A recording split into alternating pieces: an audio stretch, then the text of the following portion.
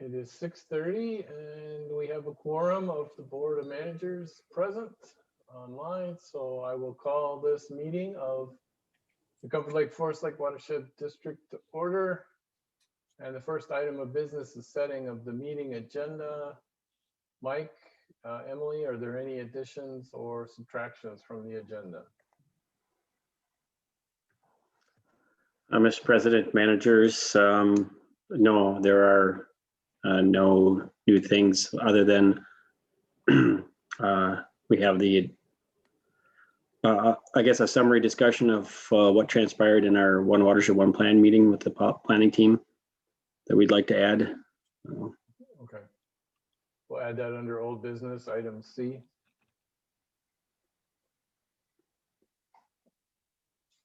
Anything else that anyone would like to request?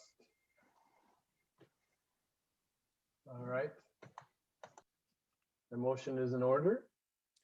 I'll make the motion to approve the agenda All right. as amended. All right. And I'll second, I guess. Any other discussion on the motion? All right, I'll call the roll. Manager Anderson, Aye. Manager Oknick, Aye. Manager Spence, aye. All right, we have item 3, the consent agenda. We have 3 minutes on the consent agenda. Any issues with any of those minutes, or can we have a motion to approve the consent agenda? I'll make the motion to approve consent agenda. All right, I'll second. all right. Motion been made and seconded. Any other discussion?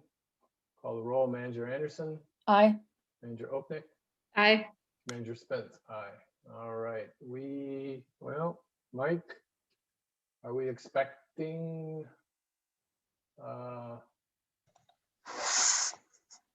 Mr. President, managers, I apparently not. okay, No public. all right. Then we will skip the public open forum and move on to the Citizen Advisory Committee update, which I know is pretty much a null event, but Maybe I apparently can. this- Yeah, go ahead, Emily. Yeah, since Jessica's not here. So, Mr. President, managers, I think the only update was that the CAC had discussed the watershed management plan most recently, and we talked about that at the January 28th meeting. And then just during that 60-day public review period, we'll discuss more with the CAC, and maybe they'll come together and have like a memo of official comments, or maybe not. We'll just kind of participate in that 60-day review. Okay. All right. All right. So the next item is the office facility ISG proposal. Mike. Mr. President, managers, I just wanted to kind of kick off this discussion with regard to professional services for this piece. So it's kind of a couple of things, but this is one firm. I did reach out to EUR, and there are other similar consulting firms which we could get a quote for services as well. And I guess since we're not really pressed for time, that might be an appropriate strategy. And maybe some clarifying things is, would we want to, well, I guess there's 2 things to consider. They have task 1 that the board may be interested in, just somewhat independent of everything else. And the other is, do we want a firm like this to be involved for purposes of land parcel identification for potential offices as well, or space? I mean, we're trying to pick up on our meetings with the Forest Lake Area School District on that joint education, but I think at this point we will probably be ahead of their schedule unless we were to obtain some large grant fund to help make that happen. But we could always design it with that in mind. So I think there's kind of two options for the board. Well, three options for the board. Either accept it as is in full, accept the first task, or have me go back out and get some additional quotes or provide some feedback on the services that they were offering. Okay, Jackie, I'll throw it to you first, and then Jen, and then I'll comment. Okay, John, I'm having a little trouble hearing you. I don't know if it's at my end. Can you hear me okay? Yep, I can hear you. Is it- Okay, I'm not very loud. Okay, I'll try to turn it up. okay. Well, I thought the proposal was good. I thought it was comprehensive. It didn't have the real estate component. So Mike's right, we're gonna need somebody to do that, either independent or a firm that incorporates that function, if there is one. And I think that's really, for me, the first step is to get that real estate component nailed down. So I'm in favor of getting other proposals, to see if we can find one that's incorporating all of that. Otherwise, I think we need to be talking about hiring somebody local to identify parcels and then run that parcel by whoever we end up working with. Because this company, and I'm sure the others, will have as deep a professional panel as they offer. And we can learn a lot from what they're seeing about a parcel that we might not see. But the important step was that number one, that visioning. It's very important to understand what it is that we're seeking. And then the decisions become professional ones that fit within that framework that we've created for them. So I was a little troubled by not doing a bid because of the size of the contract.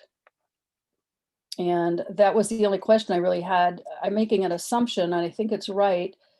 They have a $10,000 amount for the first portion, which would be the visioning, which I thought was reasonable.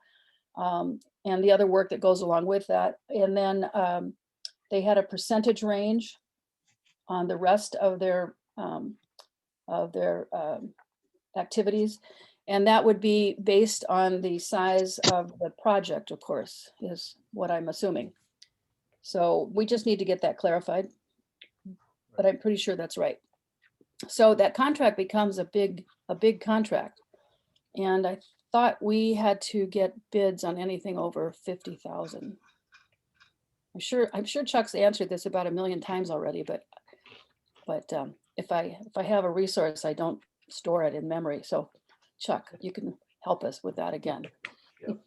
Mr. Chair, Manager Anderson, for professional services, there is not a bid requirement. The state statute, it doesn't apply to professional services, but you certainly could choose to do a competitive RFP, request for proposals type process if you wished.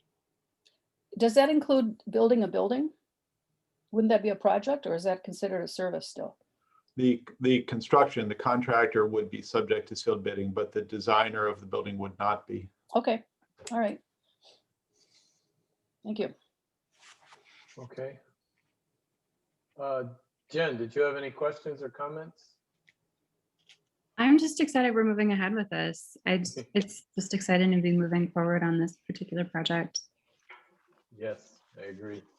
I had asked Mike, or Mike and I had talked a little bit about this, about whether these fees seemed in line and reasonable with what our expectations would be. So I think Mike might have run that by EOR or somebody. So I guess I agree with Jackie. I think it's the $10,000 certainly seems reasonable to start, but the 6.75 to 7.25 is a significant cost, obviously, based on the building price. But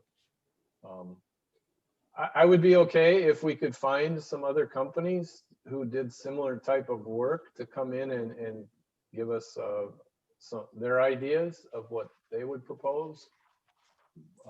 But I don't want that process to take 2 years to work out, obviously, so we'd have to move fairly quickly. So, Exactly. yeah, that's the downside to going farther is Mhm. it just puts all this on hold, so. Yeah, I would ask them for some references and maybe some buildings that are going on, activity that's going on right now in current time. And then get some people that they've worked with uh, over the last, let's say, it's completed, but within the last 2 years. Mhm. So current customers and then also ones that have had projects completed within the last 2 years. And we could at least do some phone calling and asking, people that have actually worked with them what they thought. Sure.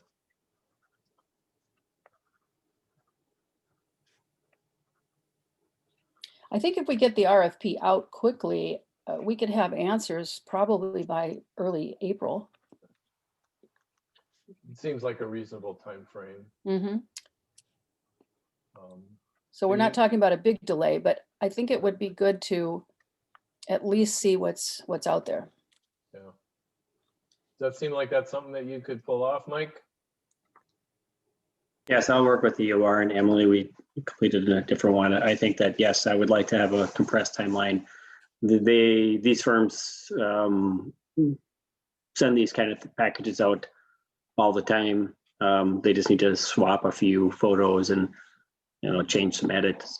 So, yeah, I think my suggestion would be beyond that is then once we get a few, maybe even by the end of the month or first meeting in April, that we also work on identifying several potential parcels.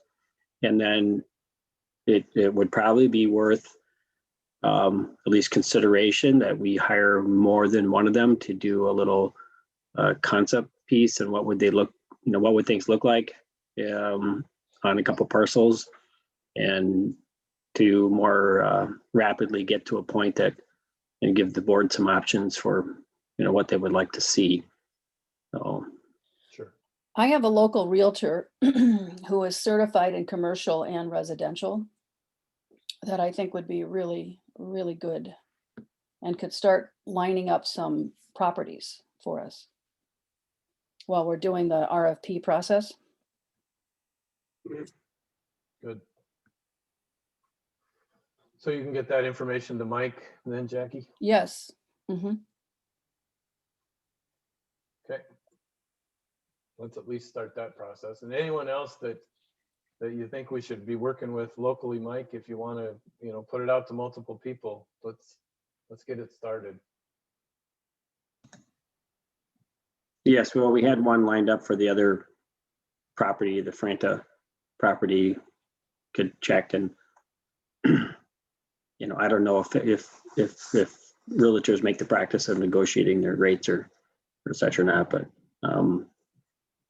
that's a different matter. We could just provide again the board with a couple different options. Okay. Good. All right. Is there anything else we need to work about this evening on this item, Mike, or anyone else? No, just I think they did a nice presentation, and when Mike contacts them, I think they should he should let them know that. Yeah. But clarify the basis for that percentage, just so we're not making an assumption. Right.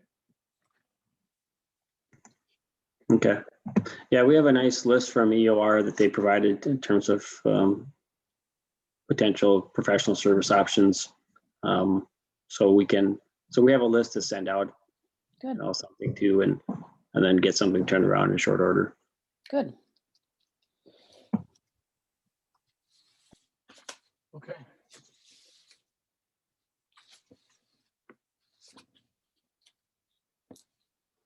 All right. Do we need to circle back to that public open forum question, Mike? I see Kevin Shakel is here. Is that Mr. Lambert's engineer? Yes, Mr. Shackle is, and I guess that's up to the board if that's their desire. So I don't know if, Yeah, I'm fine with it. Yeah, I'm okay with it if he's got a short topic that he'd like to propose here to share with the board. Mr. Shackle, do you have an issue to bring forth for the public open forum? Actually, I'm just here to observe today to prepare for the next meeting. So nothing, no agenda items. Perfect, thank you, thank you. All right, then the next item on the agenda is item B under 6, the Citizen Assisted Tributary and DIY Monitoring Report and Presentation. Mr. President, managers Blaine and Trey will be doing the presentation this evening. Thank you. All right, take it away, Blaine and Trey. Mr. President, managers, thank you for the time. Just wanted to give you an update on our monitoring efforts, in-house monitoring efforts this year. So I've got a presentation, and then there was a report that was submitted for review. Go to the first slide, please. So in our never-ending quest for improvement in efficiency, the district has been exploring some new technologies and strategies to streamline and improve the diagnostic monitoring process, save taxpayer dollars, and direct future full-scale traditional diagnostic monitoring. So in 2020, we have 2 new initiatives that we've been looking at. The staff-led DIY or do-it-yourself diagnostic monitoring program and the volunteer citizen assisted tributary or CAT monitoring program. And the technology explored for these 2 programs are an open source software DIY IO Rodeo colorimeter kit, kind of a kit you build on your own with components that use some relatively inexpensive aquarium chemicals. And then we also purchased a HAC orthophosphate colorimeter and use the HAC reagents with that. The open source DIY was a relatively inexpensive unit, and the HAC colorimeter is a little bit more, but pre-programmed and a little bit more user-friendly. And we'll go through some of these things here moving forward. On the left is the HAC DR300 colorimeter, on the right, the IO Rodeo. We did a head-to-head comparison of these technologies and found that the HAC DR300 was the better option for the DIY and CAT programs, basically due to the ease of use. There were no software issues. It came out pre-programmed. There's only 1 chemical reagent to use with this colorimeter, and the test time was per sample was 3 minutes for processing as compared to the IO Rodeo, which is approximately 15 minutes. So we decided to go with the HAC colorimeter, much easier to use, no software issues, and then just the time savings processing the different water samples. So we ended up going with that for this year. And then we also explored, like I said, 2 strategies, the DIY diagnostic monitoring and the citizen assisted tributary. The DIY program offers a bit more control over the monitoring effort because it is staff-led. However, it is constrained by workload, the work week, business hours. The CAT program was set up to allow local volunteers to collect water samples in their neighborhoods in their off time. So it allowed a bit more flexibility to collect those water samples during the peak of a precipitation event or on the weekend. And also the use of volunteers would allow to collect a lot more data for a relatively inexpensive price for the district. So what we ended up doing was collecting grab samples at rain events that were greater than 0.75 inches. And we would look at the internet and a couple different sites to figure out when those events were going to occur. And then we would send staff or volunteer out to collect a 100 milliliter sample. They would label the samples, collect a bunch of additional data, just, date, time, notes on flow. One thing to note is that we did not take any flow measurements. We just indicated whether we had decent flow, was dry, stagnant, just a trickle. These samples were then kept on ice and then processed back in the office within 2 hours for the DIY program, or for the volunteer program, filtered, frozen, and then delivered and analyzed by staff, usually within 2 hours of receiving the samples. Next slide, please. I can't see, oh, there it is. I'm sorry, I got lost. What slide are we on exactly? Are we on the Monitoring 4 different location. maps? Yeah. The 4 maps, okay. I've got it pulled up on my computer and it's kind of messing with me a little bit here, so I apologize. So for 2020, we looked at 4 different sub-watersheds. For the DIY, we looked at the Himes Lake drainage and Washington Judicial 6 drainage. For the CAT program, we looked at Bone Lake and the Forest Lake Third Basin. Basically what we did was identified areas through GIS. We identified approximately 40 sites through GIS. We field verified those sites, narrowed that down to about 28 sites, and then added approximately 4 back in throughout the season. For a total of 32 sites, we had between 8 and 13 precipitation events that were monitored, depending on sub-watershed, for a grand total of 244 samples collected and analyzed in 2020. And several of the sites throughout all of these sub-watersheds had some overlap with EOR's monitoring effort, especially in Bone Lake. That's where EOR focused their diagnostic monitoring. So we had quite a bit of overlap. This allowed us to compare those 2 data sets and see really the utility of the DIY and CAP programs. We'll get into all that as we move forward. I'll go through each sub-watershed, give you kind of a quick and dirty results, and then talk a little bit about what we're seeing compared to the EOR data. Before we do get started though, I just wanted to, next slide, set this up, set the stage for the discussion. These are grab samples, so they're snapshot in time. We're not getting the full picture of what's occurring in these sub-watersheds. If we look at a typical hydrograph, as we see in the image here, you've got a shorter rising limb and longer falling limb. So you've got a lot of turbidity and potentially pollution noticed in the rising limb as compared to the falling limb. So the timing of the samples, if you are to collect the sample during the rising or peak of the flow event, you may overestimate the sample. Also, if you're comparing samples between the rising and falling limb, you could have dramatically different results just based on the timing. So that's definitely something to keep in mind with these results. Another limitation of the DIY and CAT programs are that we're just looking at orthophosphate. So that's only a portion of the total phosphorus. So we've got orthophosphate, condensed phosphate, or inorganic, and then also the organic phosphate level. Sorry about that. Guys, please go upstairs. Please. Hold on.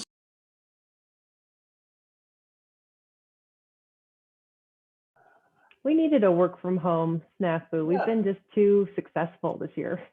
It's perfect. It's just perfect. It's what we need.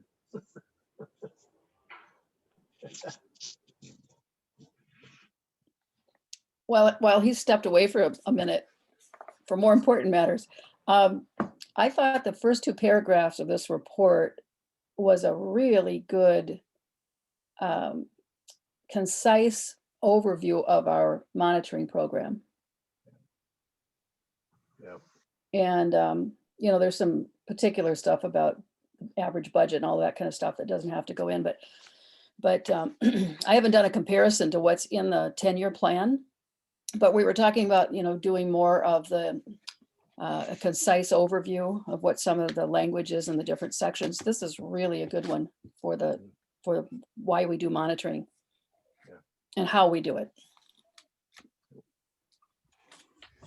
Thank you. Sorry about that interruption. I apologize. So I was talking about total phosphorus. So again, we're just looking at orthophosphate, which is considered the reactive phosphate portion. Pretty easy to analyze with a colorimeter, a relatively inexpensive colorimeter. It, however, cannot be used as a surrogate for total phosphorus. Total phosphorus is relatively difficult to analyze.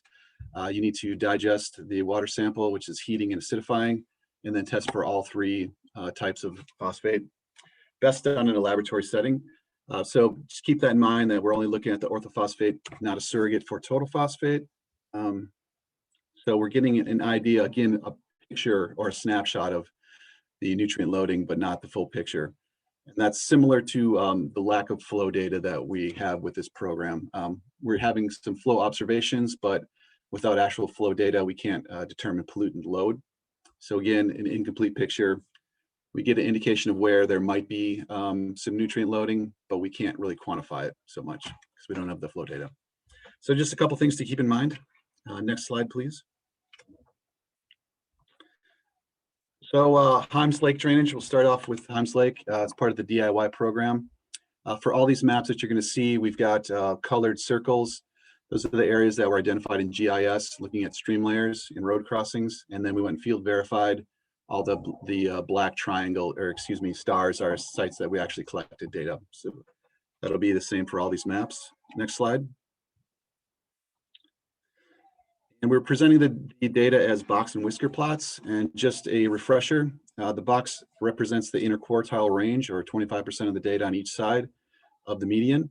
The line in the box itself is the median, the X is the mean, and the whiskers represent the lower and upper extremes or maximum values. Any dots that you see outside of the whiskers are outliers. So for Himes Lake, we had 8 sampling events.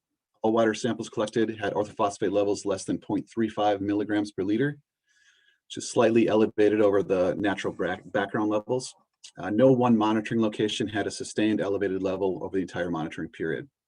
So this data indicates that there's no one main source of orthophosphate entering into the watershed, rather more of a dispersed contribution of phosphate from the many wetlands, uplands, roadways, and other features within this watershed.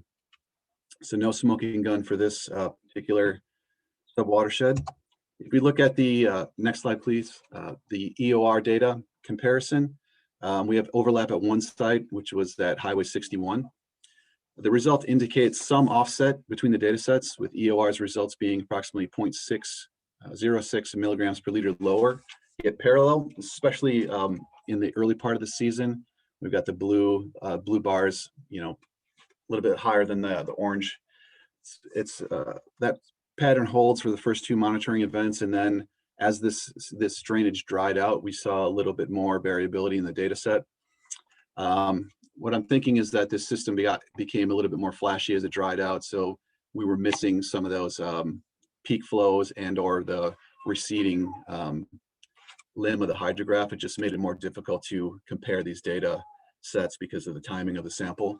There's also a possibility that as the system dried out, there's less flow. It's more difficult to get a clean sample. You end up getting a little bit of bottom sediment in with the sample, which is going to skew that data.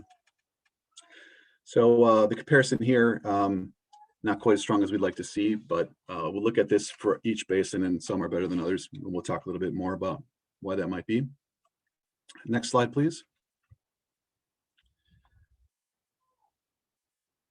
So Washington Judicial Ditch 6, again, the circles and dots, or circles and stars, represent the sites that we looked at and verified. Next slide. So results for Washington Judicial Ditch 6, we had 9 sampling events. The majority of the water samples collected had orthophosphate levels less than 0.4 milligrams per liter. 12 of the 61 samples collected had elevated levels between 0.4 and 0.8.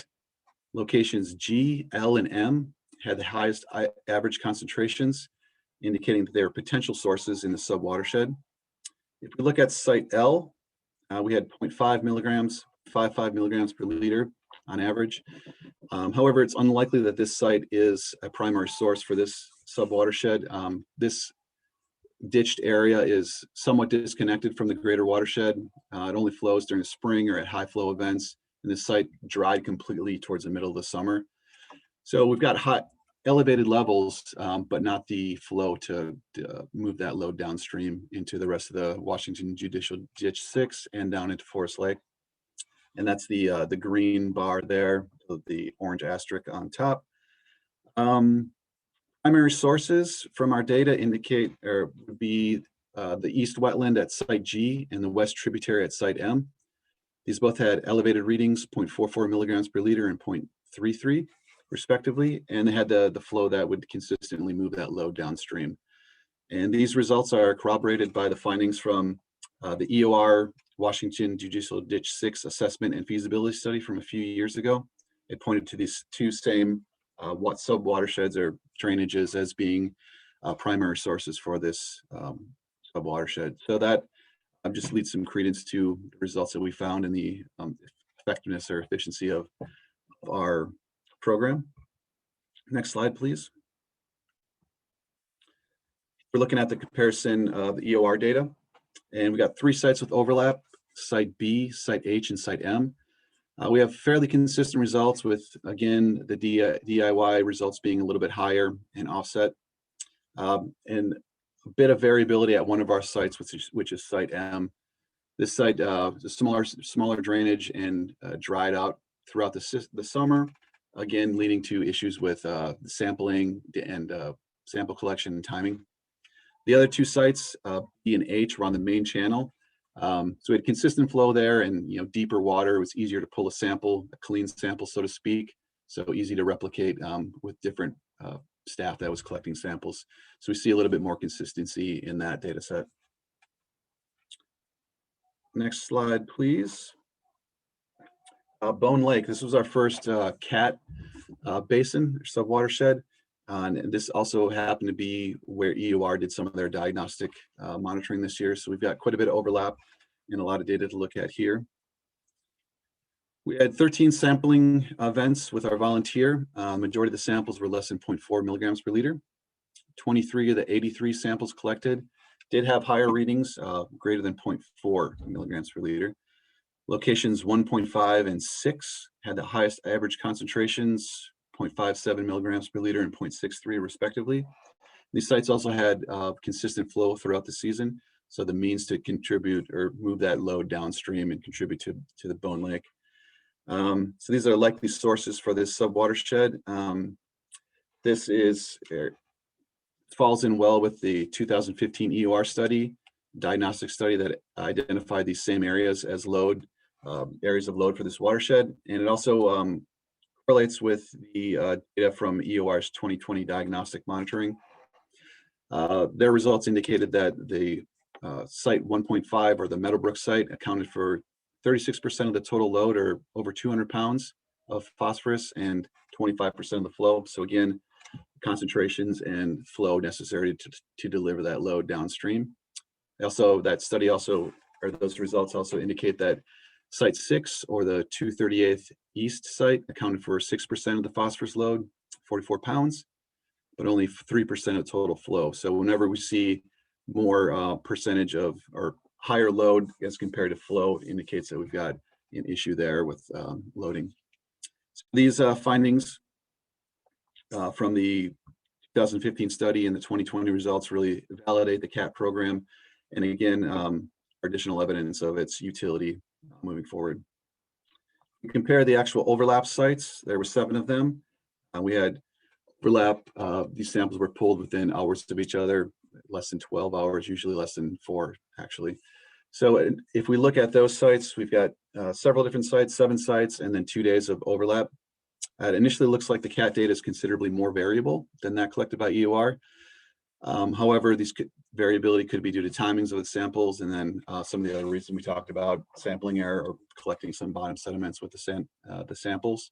But if you were to remove some of these outliers that are indicated with the red asterisks on the chart here, there is quite a bit of consistency between the 2 data sets. And I would say that those outliers are likely due to maybe collecting water from a stagnant area, or disturbing the bottom sediments while collecting those samples. That could be contributing to those that variability or timing wise. Next slide, please. The last basin is Forest Lake Third Basin. And on the bottom here, we've got overlap at the Washington Judicial Ditch 6 site. We'll talk about that a little bit later. 7 sampling events in this basin. The majority of the samples were less than 0.5 milligrams per liter. However, there were 11 samples of the 40 that were relatively high, greater than 0.5 milligrams per liter. Sites 3A and 6 had the highest average concentration, 1.323 milligrams per liter and 0.88 milligrams per liter. So really high readings here. This would indicate that these are potentially sources of phosphorus for the subwatershed. However, these sites dried out almost completely towards the middle of the sampling season. So again, high readings, but we don't have the flow that can transport that load downstream, likely contributing this load in spring or during large runoff events. But for the majority of the year, not really a problem. I'd like to point out this reading here on July 27th at site 3A, a very, very high reading of 3.3 milligrams per liter, skewing that average higher than it probably should be. We're thinking that, you know, as the system dried out, this site probably had a lot of bottom sediment collected with it. So leading to that relatively high reading. We just didn't see anything like that in the rest of the subwatershed. So that's probably an anomaly. Our data indicates that the most likely source of orthophosphate in this subwatershed is at Site 5, which is the Washington Judicial Ditch 6. It did have a lower average concentration, however, it had consistent flow to deliver that downstream. And previous EOR studies, such as the 2018 Forest Lake Diagnostic and Implementation Plan update, certainly verify this assertion. Next slide, please. So we had overlap at one site, which was Site 5, WJD6 on 2 days. The site was also monitored on one of these days by the DIY. So we've got a unique circumstance here that we can compare all 3 data sets. We do see some variability, likely again due to timing or sample collection. On the 29th, it's interesting to look at that. We've got the EOR and DIY samples were taken within about an hour of each other, hour and a half. And we've got relative consistency there, 1.2 to 2.1, or 0.12 to 0.21. So fairly consistent there. However, the CAT sample was taken approximately 4 hours later, and it's much higher. If we consider a typical hydrograph, the earlier samples should be much higher than the later samples. So this indicates that there's something going on. Either there was a critter upstream that maybe mucked up the water, somebody's dog got in there, something like that, or the person collecting got some bottom sediment in with that sample. So this really points out the need in the future to have proper training, make sure that staff is going out with volunteers, going out with EOR, and making sure that we're all collecting the same type of water sample, or even going out and pulling one large sample, splitting into 3, and then having everybody analyze it and then compare those results. So we'd actually be looking at apples to apples versus things that are several hours apart and maybe different parts of the hydrograph. So that was a conclusion from looking at this data set. Next slide, please. Just some lessons learned here. The CAT and DIY programs seem to be a useful tool. However, in their current format, they would be unable to replace traditional diagnostic monitoring like we've done in the past. And this was indicated by some of the discrepancies in the data sets. So we do see some similar results, but there are some discrepancies likely due to timing, which we've discussed. You know, even samples taken a few hours apart can have different results. The equipment, we're using a $600 colorimeter that you can get from Amazon, and the EOR is taking their samples to a lab with, you know, $20,000, $30,000 lab equipment that are analyzing these. So our equipment is inherently just not going to be as accurate.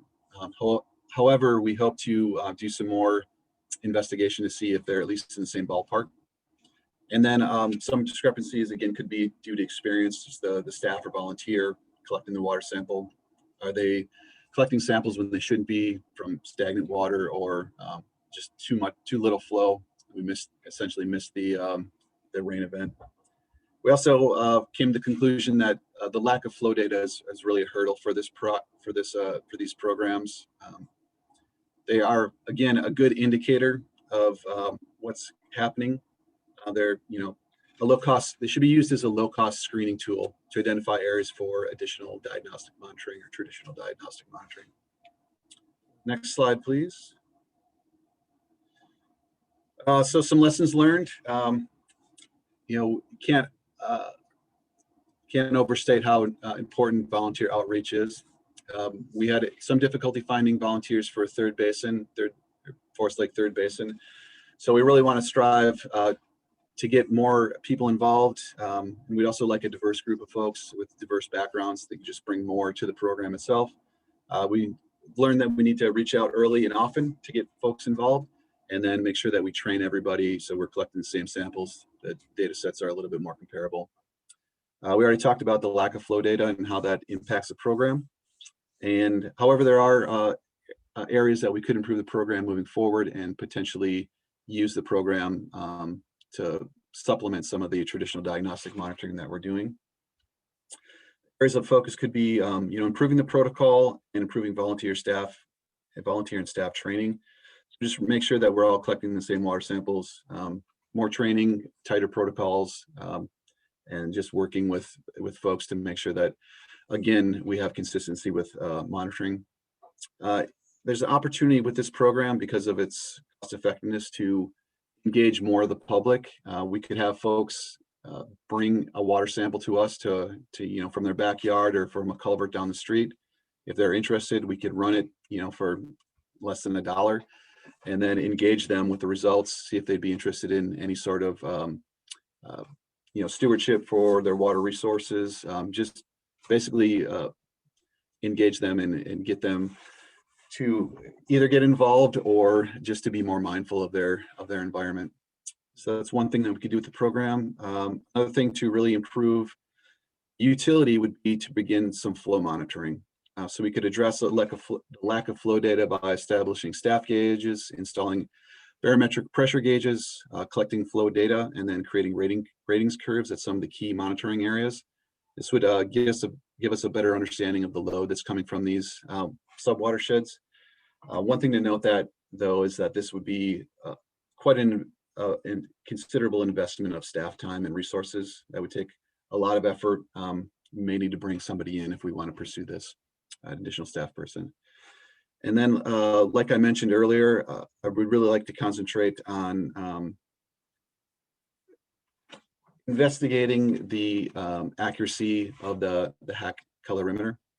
And again, that would be going out with EOR or volunteers and pulling a same water sample and then analyzing it. So we're comparing apples to apples. And this could be EOR goes to their sites and pulls an extra sample, drops it off, and we sample it. So just to be able to compare our colorimeter data and results to the laboratory results, and just see how accurate this piece of equipment is. Next slide, please. So based on the successes of 2020, we hope to move this or continue the programs in 2021. Tentatively, the DIY program would focus on the tributaries and inputs in the Sunrise River between Forest Lake and Comfort Lake. It's a relatively large area, so that would be the only area that we'd be focusing on.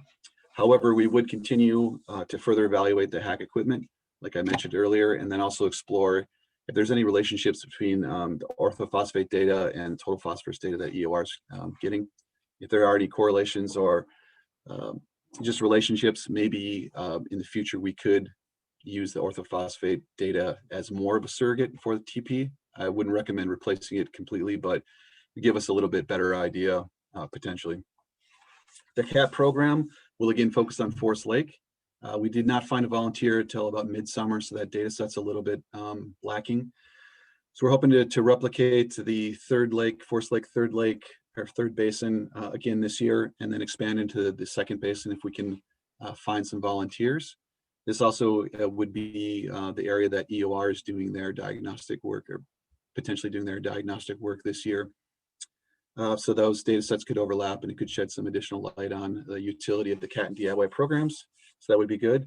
And then as the program is fairly well developed at this point, we can spend additional time on volunteer outreach and training, and really get that tightened up and make sure that everybody's trained up and get enough volunteers to actually have a very robust program and expand into second basin. Next slide, please. And I just wanted to end with thanking the volunteers that we had for the CAP program. Definitely could not done the program without them. On Bone Lake, we had Tom Fury, and on Third Lake, Randy Schumacher. They were a big part of the program and a big part of this success for 2020, and we hope to build on those successes in 2021. And with that, I'd like to thank you all for your time. And if you do have any questions for myself or Trey, I'd be happy to answer those at this time. Questions for Blaine or Trey? So the charts that you have there, Blaine, when they show EOR's data and our data, those are both orthophosphate, obviously. Correct. Right? Yes. Okay. That's the component of the total phosphate that EOR measured. Yeah, EOR looked at total phosphates, ortho, and one more parameter. I've got it in the report somewhere. Yeah. Total suspended solids. Yeah. Megan. TSS. Yeah. Great. And in the future, I'd like to, start looking at our orthophosphate as compared to the total phosphate that EOR is getting and see if there's any relationships there. Maybe there's a correction factor or something that gives us a little bit of an insight into what the TP might be at those areas. But that would require some additional analysis and just better replication of those samples. Sure.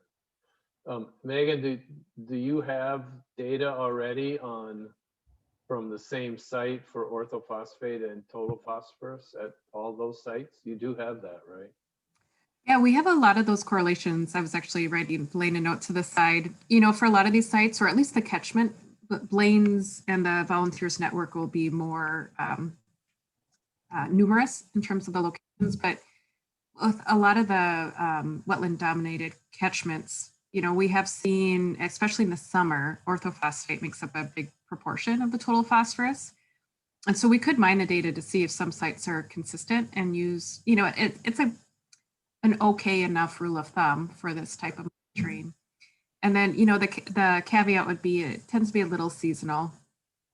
And there's just more total phosphorus in the spring with all the, sediment that's built up in the watershed. But, we could kind of have a seasonal component as well. Yeah. Mm-hmm. Any other questions for Blaine or Trey? I thought it was an excellent report. Very nice job pulling all that information together and really doing a very thorough job of comparing these two things and giving us some information that we didn't have otherwise. So thank you.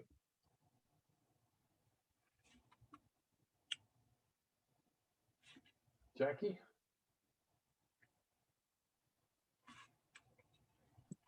Sorry, I'm muted. Yeah, I thought it was really well done too. I have a couple of questions for tonight, but I think that we should, when we're discussing our monitoring plan for this year, we can bring in some of those other questions at that time that I have here. But because we were talking about testing for these other elements, on page 27, 4.1 lessons learned paragraph, there was a statement here, it may prove useful in the future if we have the capacity to test for phosphate, nitrate, nitrite, and ammonia. And I just made a note that I think that we already capture those in our monitoring reports by the major lake basins. And so I don't know how this would be different than what we're pulling in those reports. And again, it doesn't have to be answered tonight. I think sometime in the early spring, we'll be talking about our monitoring program for the year. So I can bring those back up again. And then my other question was on page 11 and page 15, the maps. Love maps, especially when they're informative. This is fascinating to me. We have the DNR streams in blue and the water flow paths marked in green. And I wanted to ask if this is just a natural flow on the landscape, or is this like a lateral ditch system to the existing DNR streams? A lot of those are like roadside ditches.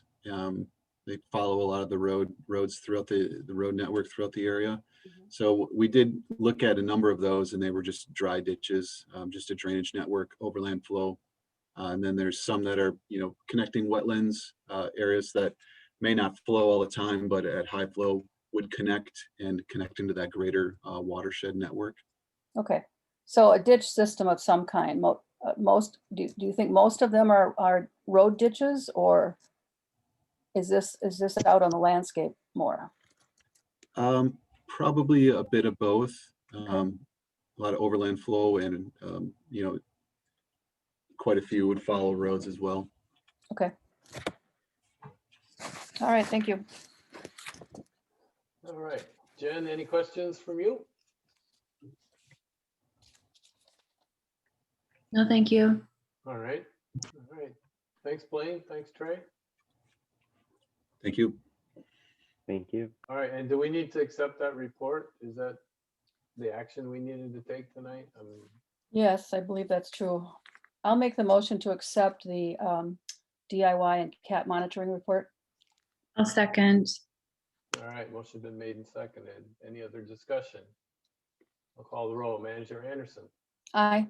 Manager Oknick, Aye. Manager Spence, aye. Thank you. All right. Let's move on to item A under old business, the watershed management plan update. Emily. Thanks, Mr. President, managers. So you have in the board packet the proposed 60-day draft watershed management plan.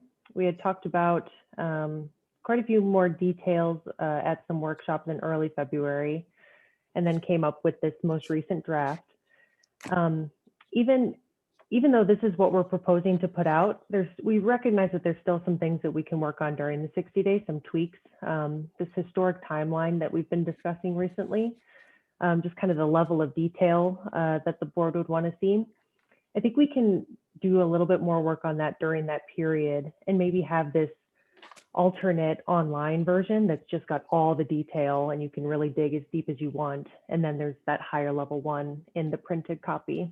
And people can click on the link and go to a more detailed version if they want. That's kind of the biggest note I wanted to make about the most recent draft. And then I can go over the timeline a little bit too, but I want to open it up if the managers have anything they want to discuss about the draft itself.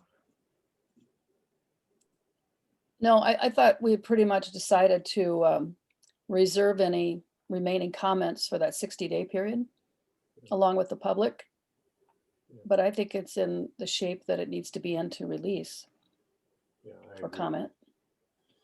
I agree. I think I liked your timeline, your draft timeline that you put out, and I like the idea of that GIS timeline being something that we might look at as the more detailed version we keep online at the watershed. So, yeah, I thought both of them were helpful ideas once I saw them. So, Mhm. yeah. But yeah, I So- think we're ready to release this thing to the world and let people take their shots at it. Should we make a motion on that tonight so they Yep. can get moving? Yep, there's a motion at the bottom of the memo. I'll make the motion to approve the draft watershed management plan and direct staff to submit the draft for the 60-day review period. I'll second. Motion's been made and seconded. Any other discussion on the motion? I will call the question. Manager Anderson, Aye. Manager Oknick, Aye. Manager Spence, aye. All right. Let it release the Kraken. And if I may touch on just a couple of upcoming dates before we move to the next item. So just during that period, so it'll start, the period doesn't start until a physical copy is in the hands of our Bowser board representative, Dan Fabian. So I think we'll get it mailed out tomorrow express. I think it'll get to him Saturday, but certainly by Monday. So I think we're just going to call it March 1st is the start. It'll end April 30th. And then obviously receiving comments in that time. If we get anything that's really big, we'll let the board know right away. But we'll just be tracking kind of in that familiar look of the comment response matrix and a big table. And then thinking shortly after the end of the 60-day review period, depending on how many comments we receive, the board might want to just reconvene in a workshop format and go through them. So I'm just kind of suggesting May 18th some time there, and we can kind of think about that and settle that later, of course. But then it gets really particular. If we want to hold the public hearing on, let's say, June 10th, let's aim for that, we have to post our responses to all of the comments received by May 31st. And of course, have the public hearing notices 2 weeks in advance. And then in any case, it needs, that public hearing has to occur 10 day, or we have to post 10 days, we have to post responses 10 days prior. And the public hearing also has to be 2 weeks after the end of the review period. So it gets kind of tricky, but what I've laid out here should work, I believe. So Okay. we can look at those dates and workshops and things and move them around a little bit if needed, but this is what we're proposing. Okay, so May 18th for a workshop for the board, Mhm. June 10th for the public hearing is the current two big rocks that we're working around. Okay. Any concerns from the board or comments for Emily or? No, staff, depending upon the intensity of the comments, they've got what, 2.5, 3 weeks maybe tops to Right. turn that stuff around. Yeah. So that would be the only concern on their part, but that doesn't impact the board. It I'm impacts hoping we the don't get staff. them all on April 30th. Right, Some trickle in sooner, but right. yeah. Yeah. I'm assuming quite a few will show up on April 30th, however. Yeah. But Well, the hopefully War there St. aren't any Croix big team ones. got it through. If we have to bring in people to help type up stuff, that's one thing. Sure. That's manageable, but it's just making sure staff has the time to turn that all around. Worst case scenario, if we need to extend that deadline by 30 days, so instead of September 28th, we want that in, of course, by then, right? Or accepted. Right. Mhm. So if we have to extend it by 30 days or 2 weeks, whatever little bit of extra time we need, that's not a terrible thing. Right. We still have our current plan and we know that there's a new plan coming, so. Mhm. Okay. Anything else? Um, Yep, Jackie. we voted on this, so yeah, this Right. is just a free-form discussion then after the topic, but there are a couple of things that I would like to have presented to the board or at a workshop, and that's that GIS interactive map. So if we could just have a demonstration of that at either a future board meeting or at a workshop, I think that would be good. And what kind of requirements are needed for people on their home computers so that we can make sure that it's accessible to the most people possible out there, and how they might get access if they can't access it. And then the other comment that I saw in the plan, I meant to bring this up last time and I didn't get to it, but the diagnostic studies for Comfort Lake and Little Comfort Lake are mentioned as being completed in 2020. And we still haven't received those documents. So either we need to change that in the 10-year plan and have them presented in finished in 2021 to be more accurate. Mhm. So we're expecting those. That might have come up as a comment before, but I just want to make sure I still saw it in the document that I looked at yesterday. So Quick question about the timeline, Manager Anderson. Would you prefer to see a demo of that GIS, of just kind of a template that they have online, or maybe what it would look like populated by our own information? well, do we have it populated by our own information? Not yet. Okay. Okay, then as soon as you have a few pages of that done, Okay. it would be good to see it. You did send a link to a Mhm. GIS kind of master template page, I think. So, and I've seen them before. I just wanted to, see what ours was going to look like. So I'd rather have it be our info, not the general info. Mhm. Okay.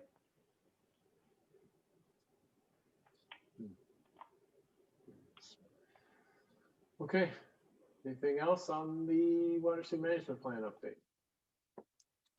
All right, let's move on to the Watercraft Inspection Program Joint Powers Agreement revision. All right, I can take this. Mr. President and managers, sorry to bring this back to you so soon, but after you had approved it at the last regular board meeting, there were some changes. So just the background was that Chisago County informally agreed upon giving the district $5,000 to perform watercraft inspections on Comfort Lake. This agreement, as I said, was informal and it was only documented in emails. And then so some questions arose of like, why are we giving them $5,000? Where was this mentioned?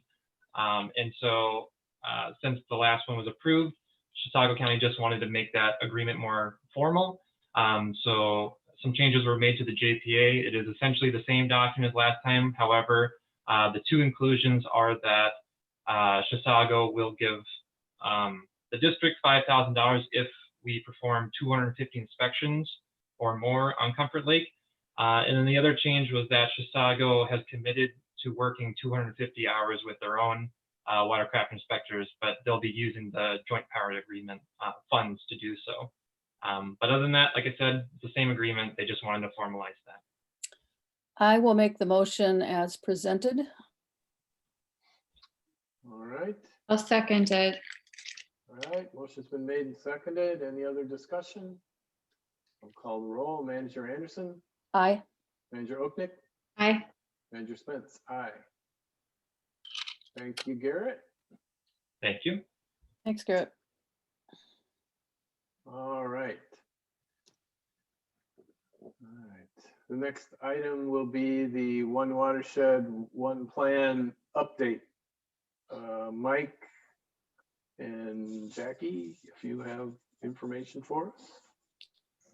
Well, just so the board is informed, there were quite a few emails back and forth with the work group. Steve is down in Florida, won't be back until another week or so. In preparation for a resolution, either to approve or not approve, as we discussed at our last meeting, there was a development that occurred at the end of last week, and that was understanding that the Bowser Agency was approved or had approved additional capacity money going to the SWCDs. And so they're getting another, each of the 87 SWCDs are getting another $200,000+ over the next 2-year period, the biennium. And so that was something that had been talked about being ended. And so, of course, that was very disturbing, not understanding no details on how that was going to impact the other grant programs, in the legacy fund and the Clean Water Fund. So that was primarily about what was going on, what should we do? We basically agreed to postpone all of that until March. Manager Schmaltz will be back then, and the full board will be able to discuss this and decide which way we want to go and which resolution to send to the Lower St. Croix One Watershed, One Plan group. So I just want to make sure that was understood by everyone. And there's pros and cons on both sides, and we'll discuss that, I think, at probably the first meeting in March. We do have 60 days per our agreement to make a decision. Each local government unit is granted that time frame. This was pushed up by almost a month because of the deadline getting the grant applications into Bowser for this release season. So this was a little shortened, and we obviously need more time because it's a big decision to make. And I'm going to turn it over to Mike at this point because there was a planning committee meeting on Monday, and he and Emily participated in that, and they have firsthand information to share with us. All right. Mr. President, managers, I might suggest that maybe Emily provide a little summary first from her perspective, and then I'll summarize my involvement then as well. Okay, Mr. President, managers. So in late January, the policy committee approved this work plan. It was basically the first draft of a work plan, and we had several comments on it and kind of wanted some more detail in the milestones and things like that. But still, that was what all of the partners, I believe 16, 17 individual partners approved that. We're the only one so far that hasn't.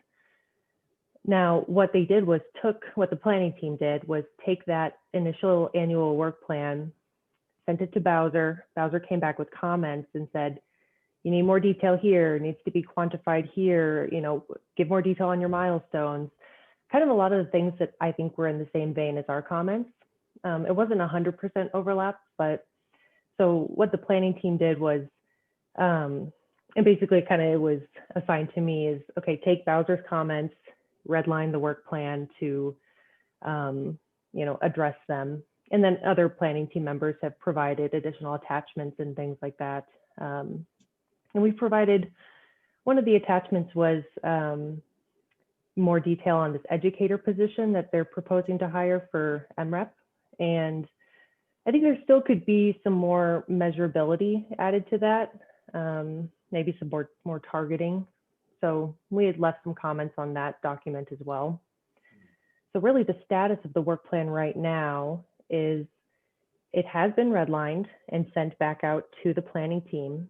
However, I think it could go a little bit further. And we discussed that with the planning team on Monday, and Mike had several comments about kind of how the hiring should go and how these subcommittees should, you know, who's going to be on them. We should really say in the work plan who's going to be the lead of these subcommittees.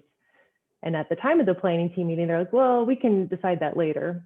But then actually I talked to Craig Bell later in the week, and he said, you know, Chisago SWCD is listed as the lead agency for a lot of these work plan activities.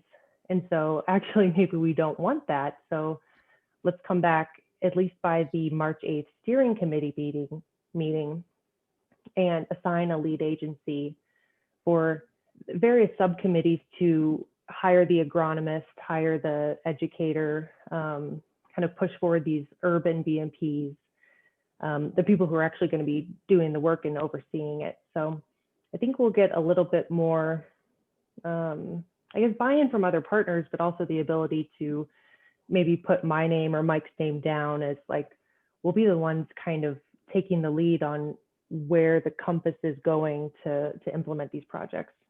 So I'm kind of hopeful about that, and more detail being added to the work plan. Yeah, I think that's kind of the update. I'll hand it back to Mike. Thank you. Mike.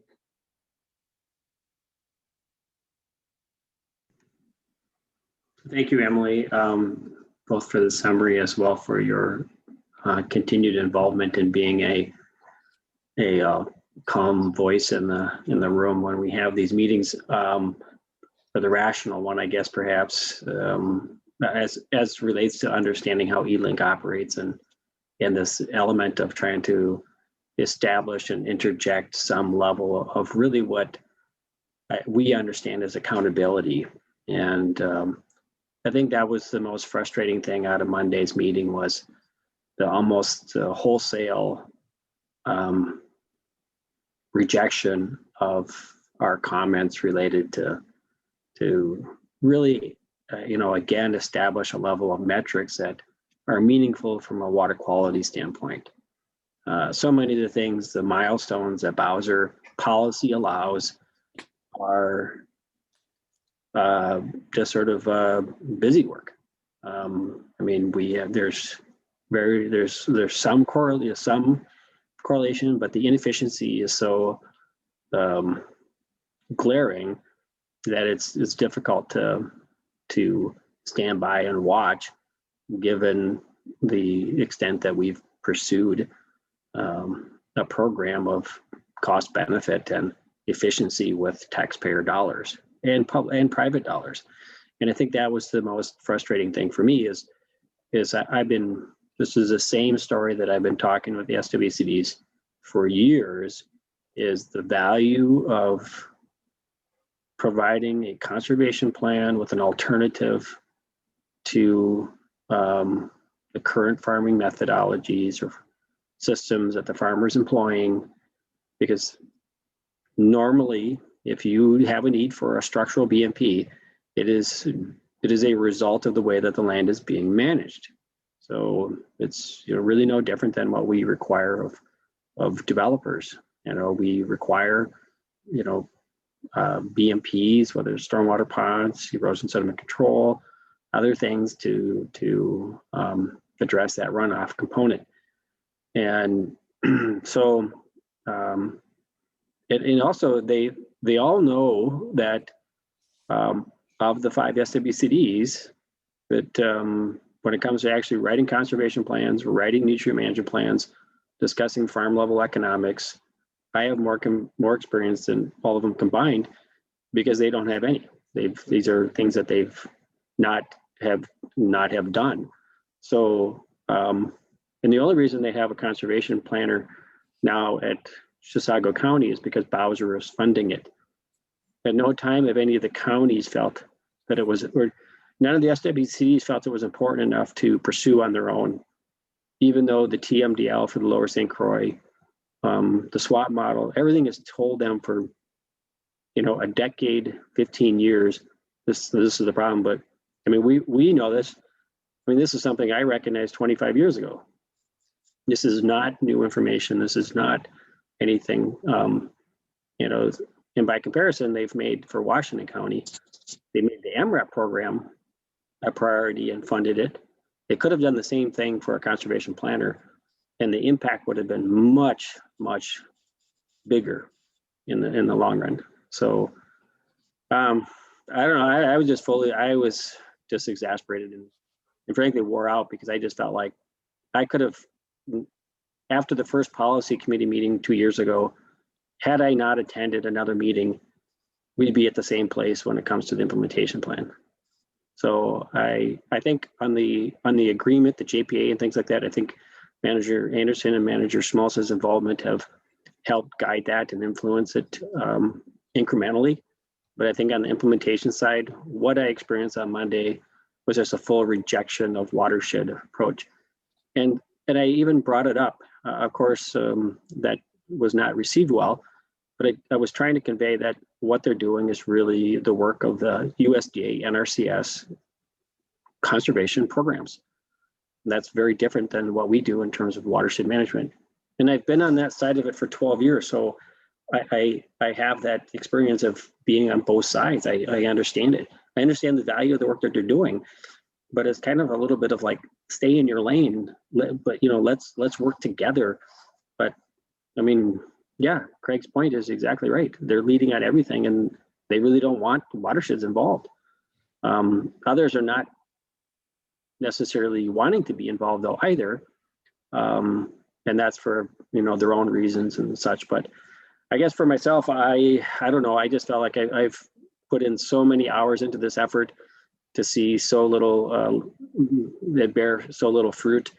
I just feel that my time would be better spent on other things, in MOD, in our MAWA organization, and also just focusing more again at home here within the district to get our own things done rather than continue to be involved with these things. So I guess that's the one question I would have is whether or not it's really valuable for me to continue to be at all involved. I think it's important for Emily to be involved because she's really helping guide still that piece and push for metrics and things like that. And we've committed some of her time that will be reimbursed for working on the E-Link components and stuff. So we would still be involved as a district.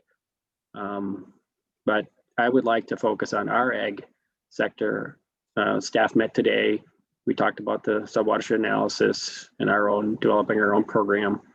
And I've had enough conversations with a few farmers over the winter. They're interested in having something of a farmer-led council program.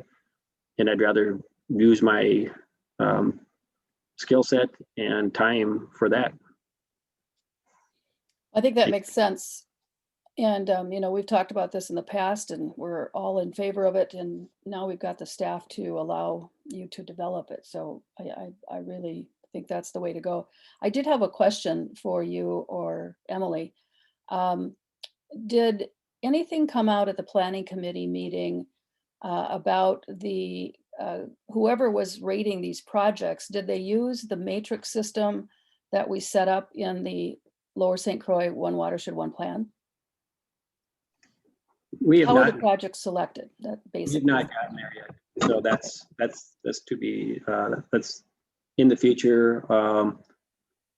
But I still, I've worked through that matrix, and the problem is all on the group that will score it. And again, if it's a group of me and 4 others or something, well, then you can easily be outvoted 4-1 on a regular basis in terms of how you would rank things. Sure. No, I understand that. But from the policy committee standpoint, supposedly the governing body of this whole thing, we have to be assured that we are following our own guidelines and processes that we approved in the One Watershed One Plan. So my question is, again, in this first 2-year work plan that was developed, the projects that were selected, were they run through that matrix process for acceptability? And if we don't know the answer to that, that's something that needs to be asked. Yeah, Mr. President, Andrew Anderson. So that has not been done yet. They have not started that selection. So, Well, but it should have been done for this plan. You know what I mean? Because that process is supposed to inform the plan. So this year's plan was just done kind of by the seat of the pants. That's what I'm hearing. well, no, you're right. I mean, this has been problematic. I've been, since December, I proposed that we draft something of a work plan, similar, a workload analysis, very simple one, based on all the elements that are in the implementation plan. And get a rough idea what everybody was thinking in terms of what workload. And also then that would greatly inform the skill sets of the people we want to hire. But there was a lot of pushback on that across the board of doing that. And their idea of hiring would be that they were going to, well, apparently they've already drafted the job descriptions and will post them. And then they'll see who they get, and then they'll put them to work. So, okay. But it's like, that's completely reverse of the way that we would, at least that I proceed with hiring. We look at the workload. We look very specifically at the skills that we want to do the task at hand. And okay, well, I think what I'd like to do is just move to a slide that I wanted Emily to pull up, just to tell the other board members that we made a statement when we joined the Lower St. Croix effort. We were concerned about the scientific method used by watershed districts wasn't going to be adhered to. So if Emily, if you could pull up that, yep, that's the one, 180202. So in 2018, this was a resolution that we sent to the Bowser, actually, because we hadn't formed the One Watershed One Plan group yet.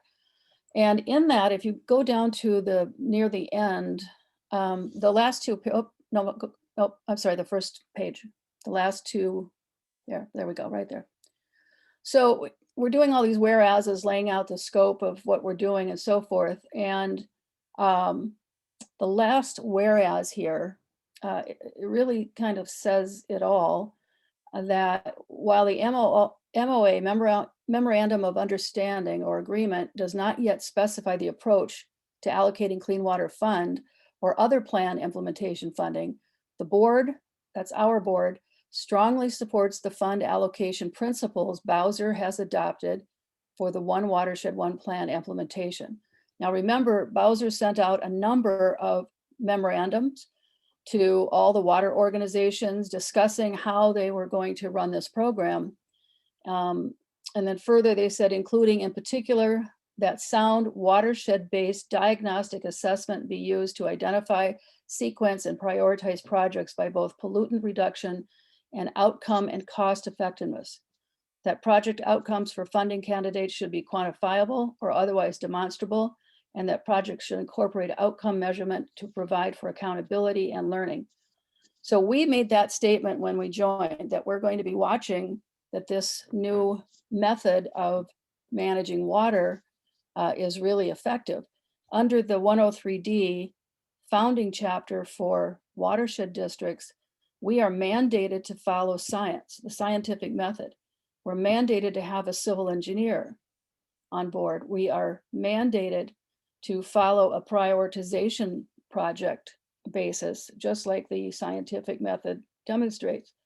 Now we added this little kinker on our own, and that is the 80-20 rule that's pretty well known in business. And we wanted to look at the highest contribution sources and work on those first so that we could eliminate the highest loading pollutant sources to our water bodies and our rivers and streams.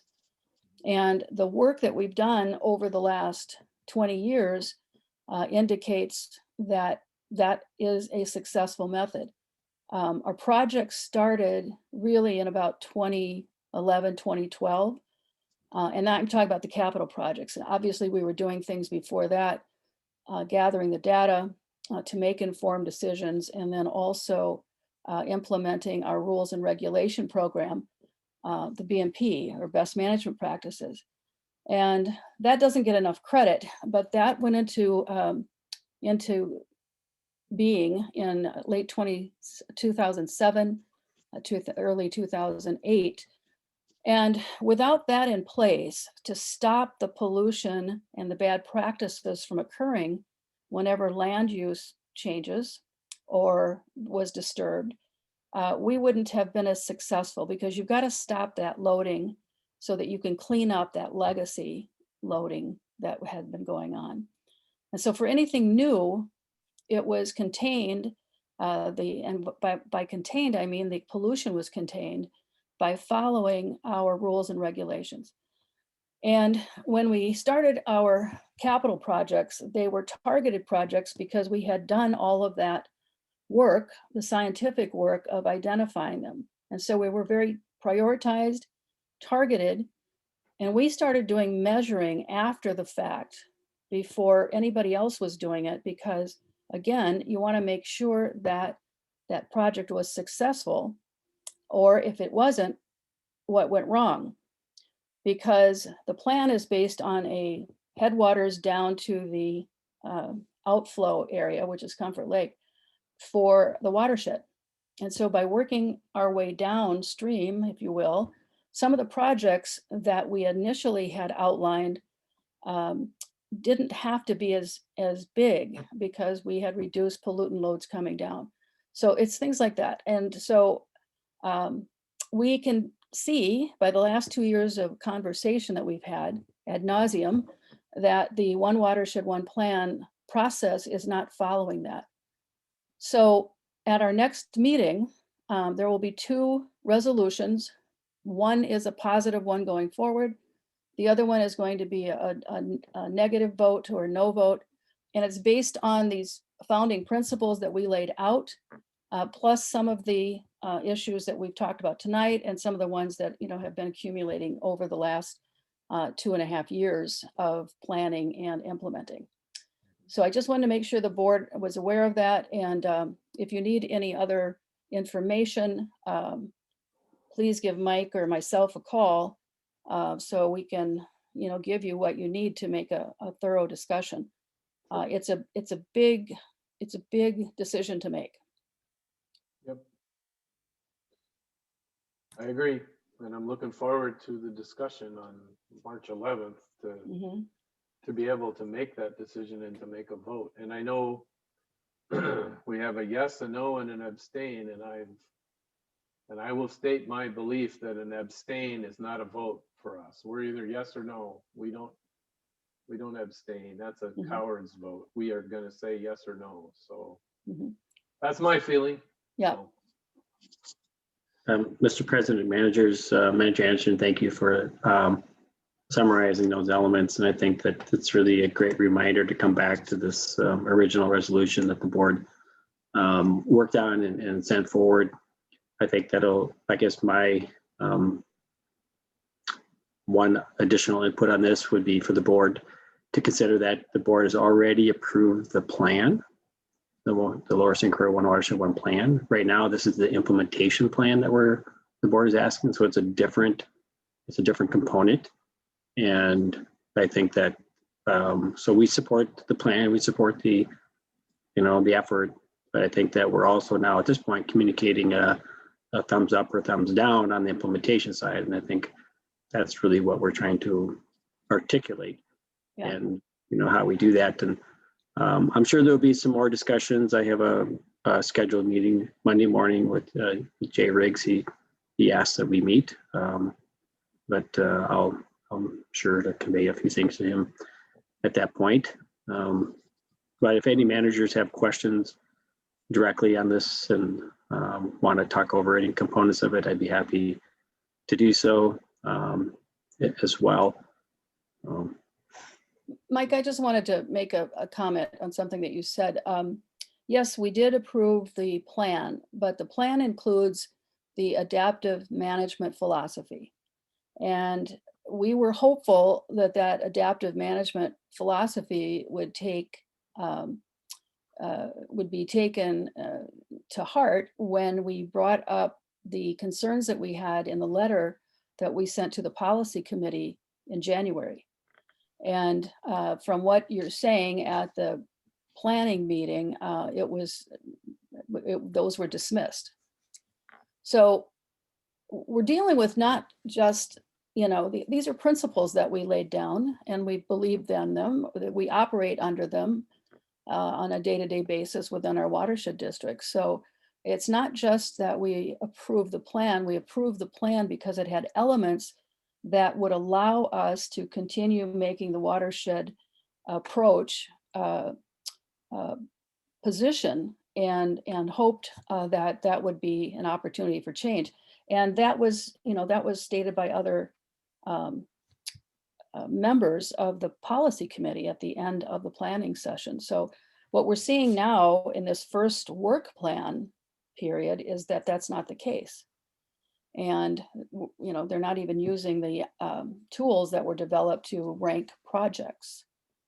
And so we I think are seeing pretty much that the input, while they listen politely at times, sometimes they don't, but they're not really adapting to any of those principles. So again, the decision for the board is to make the decision at the next, in March, before the end of March, on whether we go forward with One Watershed, One Plan, or we don't. Mr. President, Manager Anderson, you're absolutely right. I think that one further consideration for the board is maybe we could prepare a communication to Bowser as to what that decision is, but also highlight the fact that what we see within the current implementation plan that is I guess discouraging for us with respect to fine tuning the ability, because right now in the early pieces of it, we could do a lot to help get to our goals much faster. But it's really fundamentally, it's their policies that allow for a plan to not require that. The milestones are number of landowners you reach, or number of acres. Mm-hmm. And that if you were in business or industry, it'd show you the door. So I don't understand why in government we don't recognize that we're just too far along to not be better at this, I guess and I don't understand the Bowser policy component that allows for it, frankly. And I would just caution that it's not all government. No, absolutely. There are elements of government that work very, very efficiently and very effectively. We're just talking about a situation that for the waters of Minnesota, and the watershed district concept was instituted for very specifically to protect and enhance the waters of Minnesota. That's it. So we were laid out, principles were laid out that we operate under, and with that singular mission, when you look around the state, the water cleanup activities are being done by the watershed districts.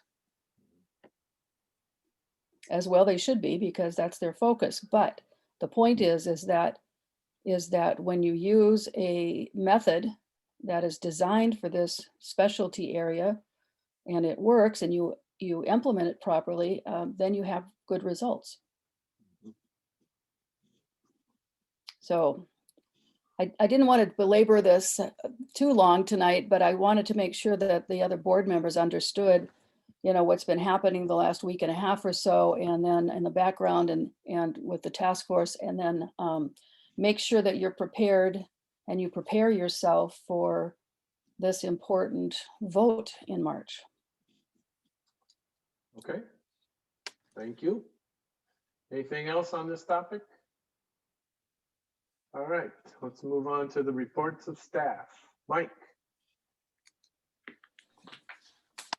Mr. President, managers, just maybe to note that we're moving along on some of our project pieces. And I don't know if you have any particular questions, but Blaine's been spearheading the DCB wetland piece out there in Fawn Lake. And we were able to complete the fish barrier for Forest Lake. And staff and EOR have been working on some different pieces for the JD6 iron enhanced sand filter piece. And we would like to probably bring something back to the board for discussion on the land component that related to the Sunrise River project, and get some direction regarding reaching out to the two adjacent properties, especially since the one, as we know, and is being transferred. Well, the landowners are deceased, and trying to understand the status of those. We did talk with the city of Wyoming about these properties as well, and we'll probably reach out to Manager Anderson soon about this effort again, and try to put together a game plan. So for doing some outreach. Yeah, that sounds good.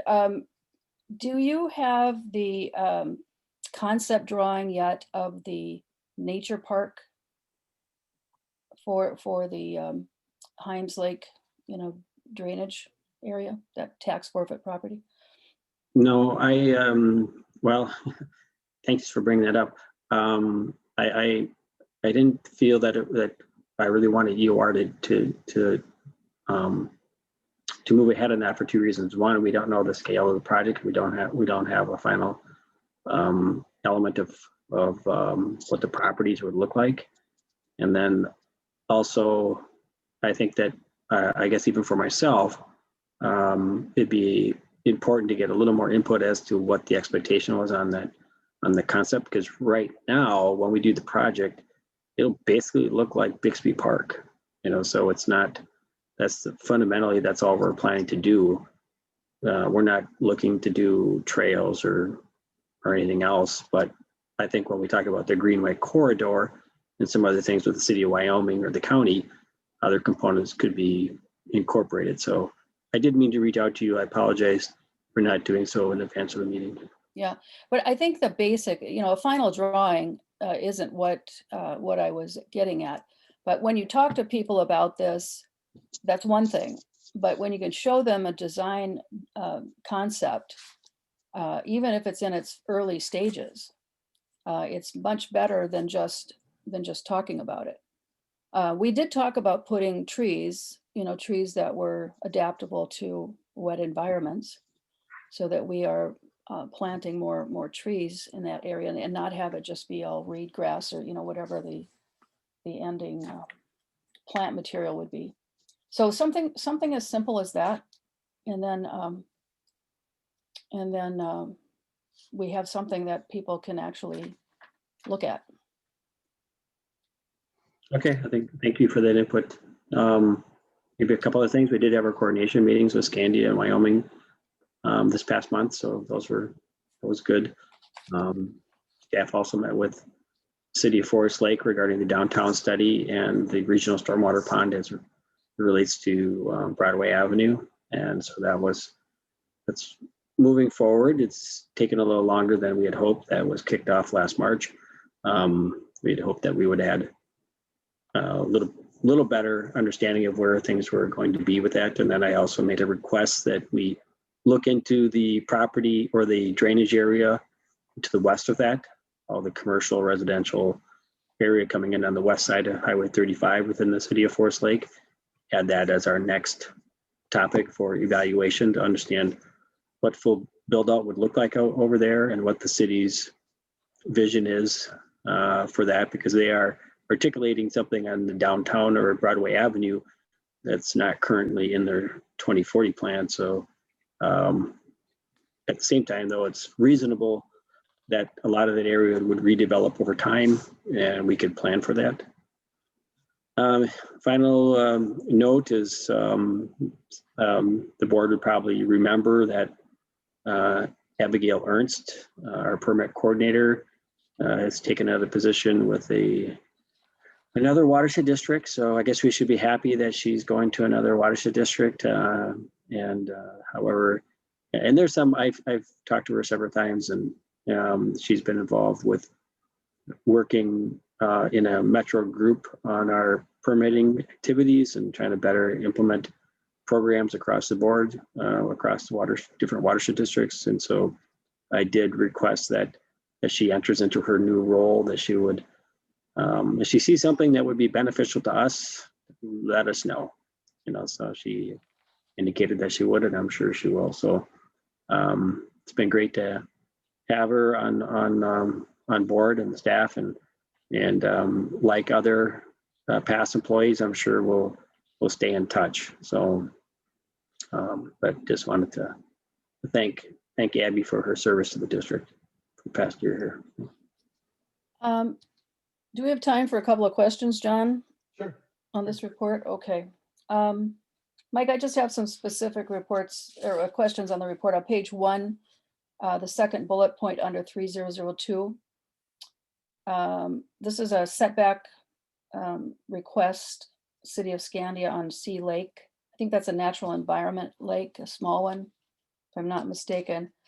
What I thought was missing here from our perspective is just being the technical resource. The city obviously controls their zoning, but just from a technical standpoint, what, if anything, is lost from a water clarity or quality perspective when you're losing 60 feet of setback on a small and natural environment lake like this? So I didn't see any mention of that, but I would think that would be an important input that we could provide for the city in making that decision. We're not saying one way or the other. We're just saying that, from our perspective, this is a potential impact, if indeed there is one. On page 2, under Jason, you mentioned is going to be working with doing some outreach things, building awareness on our cost share programs. I just wanted to say that is really good, because those programs have been underutilized, and I think it's just because people don't know about them. So I thought that was just a superb move. And they're great programs if people know about them. And with Zoom, it's pretty easy to set those up and people don't have to worry about driving in anywhere. They can just, gather by the phone. And so I think that's perfect time to be doing it too. The shoreline buffers, this really isn't part of your report, but it's, you had sent out a notice to the managers about a program on a video. I think it was a webinar actually that was done. And the speaker it was from the Great Lakes Association. And the speaker was a DNR manager from Minnesota. And he was talking about the prioritization program that the DNR has developed for lake work. And if staff doesn't know about that, I would recommend highly that you seek it out. I'll send you, Mike, the information on the speaker. But the program's within our own DNR, and it sounds a lot like the SWCD work. So I'm wondering if that's not where Bowser got that concept. The quarterly meetings under 3006 with the cities, these are really important for the managers to understand a little bit more about what kinds of things. You've mentioned topics here, but if we could get a little kind of memo style report from each of those, it would be really helpful. And the managers from Washington, of course, would want to see Scandia's and Forest Lakes, and then Chisago County, Wyoming's, but we also would like to see what happens in Center City and also Forest Lake as it impacts the Comfort Lake Management District. Under 3009, I had a question about landowner outreach has begun on the Little Comfort Lake Restoration Grant. And I'm not sure I know what that project is, so if somebody can send me information on that. I don't remember a discussion on it. I might have missed the meeting or something, but I just don't recall that. That was related to our Clean Water Fund grant that we received. What's the project though? That's what I'm asking. Oh, yeah, Blaine presented it last month and it was on some channel work in that drainage area between School Lake and Little Comfort. Oh, okay. So if I go back to No. last month's meeting, Yeah, I can find out which one it was specifically and Blaine or I can. follow yeah, up. if you would, thank you. Mr. President. Yeah, just the grant is actually, there's 3 components. So the School Lake outlet restoration that Blaine has been working on with beaver analogs. Mhm. Through sediment release into Little Comfort is one aspect. And then there's also the Heath Avenue East wetland impoundment to store water and have less high phosphorus discharge to that Heath Avenue outlet pipe. So that's part of the landowner outreach. And then the third component is the alum treatment in Little Comfort Lake. Was that a preliminary report or engineer's report, or what was that exactly? So I know what to look for. So the project was actually based on 2 reports. It was the Blaine's channel restoration report. I'm not sure if that actually officially went to the board. And then the other one was the Heath Avenue, the 2019 Heath Avenue investigation that I presented last year. And we could send those links. And then we also have the Clean Water Fund grant application that Emily could share as well. Okay. Mm-hmm. We're currently working on those grant work plans, so that'll come to the board in the next couple of months with scopes for feasibility and design, and you'll have a lot more information. Okay, thank you. Just trying to, yeah. Thanks. That was it. Thank you. Okay.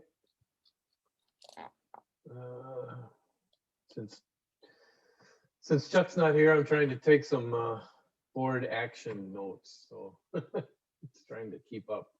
But, any other questions for Mike on the administrator's report?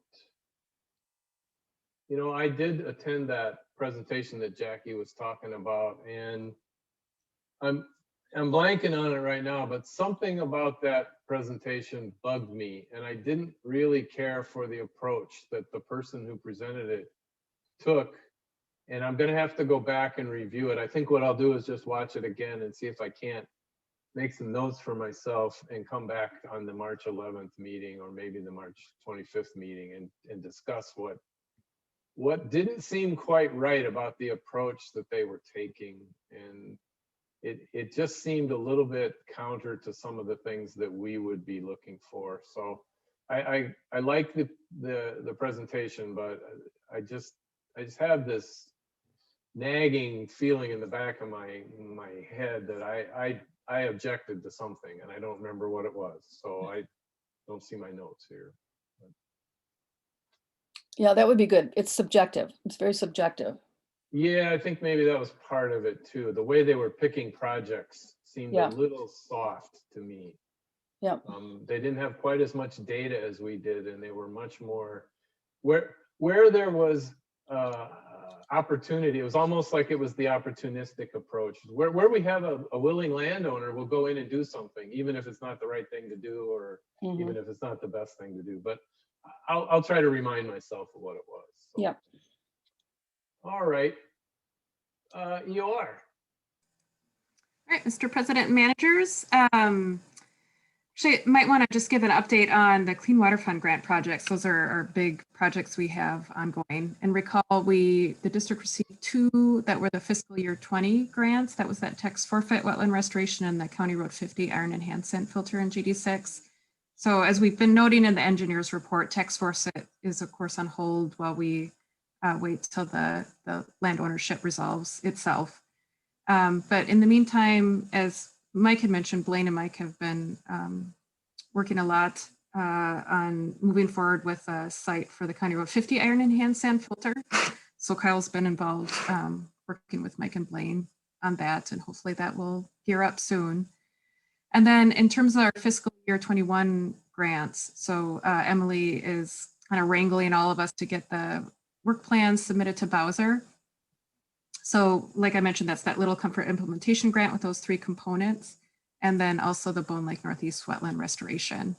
So a lot of legwork was already done for the Bone Lake Northeast Wetland Restoration. Kyle's gonna lead up that project. So really we're just trying to get that work plan approved so we can proceed with the landowner easement and final design, so we could go for bidding even yet this year. And the Little Comfort implementation is a larger project, so that'll go over several years. But once that work plan's approved, EOR can start with the design. And it's kind of the chicken and egg thing that we need design to share with landowners and get the permitting agencies on board. So those are kind of the 4 big projects that are, district staff EOR is kind of talking about a lot and working on in the background that we don't see a lot in the board meetings. The other thing I just wanted to bring up, Blaine presented the DIY CAT report, and we're trying to get those presentations of the water monitoring report and all the work done in 2020. In the meantime, we've met with district staff to figure out what the 2021 plan will be. And we do actually hope to bring that to the March 11th board meeting. So stream monitoring can start as early as the end of March. So we want to bring that before you. If there's still some questions about the DIY CAT monitoring, or Blaine wants to look into things further, or if there's other components, we for sure want the stream task approved at the beginning of March. So if there's any thoughts based on Blaine's work and the 2020 water monitoring report, maybe have those ideas in your mind, and then in the board packet for the March 11th board meeting, you can kind of see how that fits with what we present as our proposed approach within the 2021 budget. Do you want us to send things to you before the March 11th meeting, or just be prepared to talk about them? Just be prepared. Yeah, just so it doesn't come as a surprise that you see it in the March 4th board packet. Okay.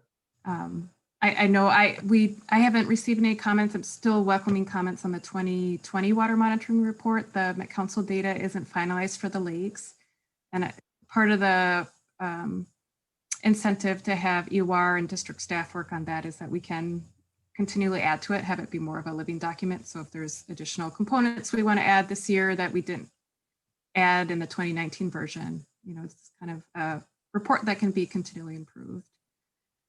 Um, Otherwise, I think that's about it beyond just some of the smaller elements. We have the Greenway Visioning Workshop scheduled for March 16th. And if there's any questions the board has for EOR. What work is Met Council still doing on our monitoring? So the agencies, and this is the benefit of going through the agencies with the water quality data, they have a really rigorous QA/QC process, but then it can be posted and used by everyone. I guess there was an issue with not carrying forward in their final Excel spreadsheets the full range of significant digits. So it's not that the data is not there, they just have to go back, and it's probably a laborious process to say if they said it was 51 parts per billion, they would have reported 0.05 to us. Really it's 0.051. So then they have to go back, Gotcha. redo that. Luckily, we've updated the way we do our analyses to be script-based, so with code. So it'll be a small effort than in the past, just to put the new data in and rerun. So there might be some slight changes to growing season averages and some of the trend analyses, but we will need to go through that, and we'll check to see if there's any big differences first in the data. Okay. But that's what wasn't finalized and why it's taking a little longer than in past years. So it's an edit process, basically. Exactly. Yep. Okay, I see that the Forest Lake outlet upgrade has been completed. So we finally have done that project. Yes, we can take off the notes in our engineer's report that said we're waiting for water levels to go down, which was in for like 2 years, I think. Well, Hooray! I just always remember Dick used to say, there's water running over the dam. I was just gonna say, he's probably rolling over in his grave right now. He's happy. He's Yeah. happy. It looks really nice. I like the way it looks. So Megan, it's been 7 years. This has been a project on the list for the entire time that I've been here. So, Oh, wow. thank you. And before you even. yes, before you even. Yeah. All right. Anything else for Megan this evening? All right. I don't think Chuck has gotten back yet. He said he would be a little delayed, but I assume we don't have anything from him for this staff update. So I will move to the treasurer's report. If I can get it to come up where I can read it. All right. So you have the treasurer's report in the packet, and we had income for the period of $102,087. And we have expenses of $194,897. And I would ask for approval of the report and for approval to pay the bills. I'll make that motion. I'll second. All right, motion's been made and seconded. Any other discussion? I'll call the roll. Manager Anderson, Aye. Manager Oknick, Aye. Manager Spence, aye. I will be signing in Steve's absence. So Jackie, what time will you be at the office? It sounds like Jason will be there. What time does Tomorrow. Jason get in? I thought. He suggested between 9 and 2, but he can be flexible if other times work best for the managers. No, I can come in at 9:15. John, it only takes about 15 minutes, so I'll be out of there by 9:30, I'm sure. Okay, I'll come in between 9:30 and 10 then. Okay. All right. And I'll plan on making the deposit tomorrow, so. Okay. All right. All right. And then report of officers and managers. I will go to Manager Oknick. Anything to report? Just surviving COVID life. Manager Anderson? Yeah, I already mentioned the webinar thing that we went to. There were a couple other things that happened here in the last couple of weeks that I thought were notable to pass along. There is a great PBS special on the Danube River. And the reason that that is pertinent to what we're doing is that they're using a natural reclamation process. So there were some bad practices going on the southern part of, on a delta, southern part of the Danube. I think that's actually the headwaters area, but anyway, they took out the bad practices and just let nature take over. And it's pretty impressive. Within 10 years, within a decade, it's back to its original shape, and plant materials have returned, and animals and so on. So I think people interested in that type of reclamation would be interested in that special. It was on just a couple of nights ago, so I think it's in the in the February, probably March program bulletins. Okay. But I know you would enjoy it. The other thing is on the, I was at the Wyoming Township Planning Commission meeting on, I think it was Tuesday night. And they're reviewing their 10-year plan. They're getting ready probably within the next month to 6 weeks to send it out to local agencies. So I just wanted to alert the staff that that's coming. They also have a map of Wyoming Township from 1888 that shows the growth from the maps that we have in ours, the late 40s, 1840s and 50s.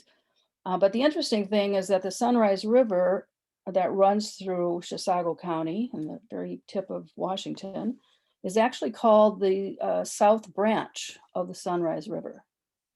So once again, we have these sort of bouncing balls on the Sunrise River. And I wanted to call that to the attention of the people working on establishing where the headwaters actually are for the Sunrise. It's a good map though. And if it has a room in our history section of our 10-year plan, once the 60-day period is over, it might be good to show that 1840s map with this 1888. It just shows the growth that happened in those 40 years. And then the last thing was asking for the boards or the staffs, and it doesn't have to be tonight, input on or understanding of how some of our BMP programs, especially the community one, is what I'm thinking, how that can be used for our lake associations.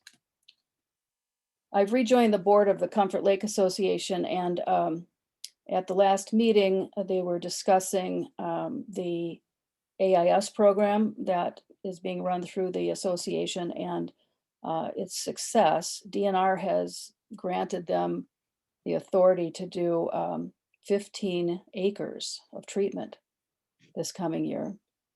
And it's more expensive because it's a new chemical that is targeted just for AIS and hybrid AIS in particular, which is the majority of the plant material on Eurasian milfoil in Comfort now. And it has to be applied by a licensed and registered firm. So it's a little more expensive, and they're looking at about $3,000 to $4,000. The rest is going to be raised by the association. But can that money be used for that purpose? So there's the question in the universe, and somebody get back to me on the answer, okay? And does the board have any objection to it being used that way? If it's within the guidance of the program, I don't have any objection. Seems like a good use of the funds.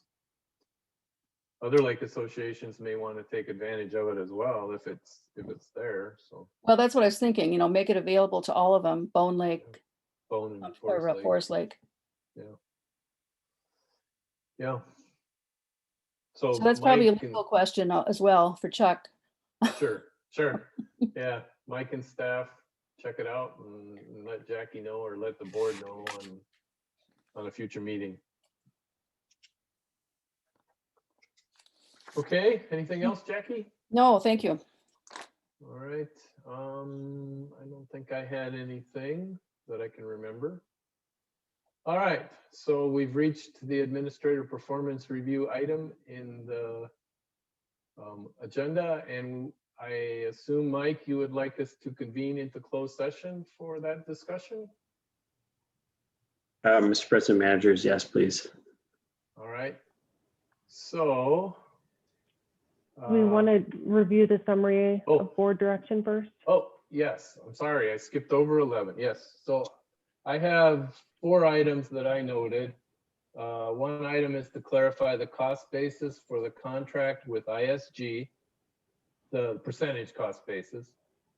The second item was to put a RFP for building services out and to start IDing parcels by late March, early April. And Jackie's going to pass along the realtor name to Mike that she has.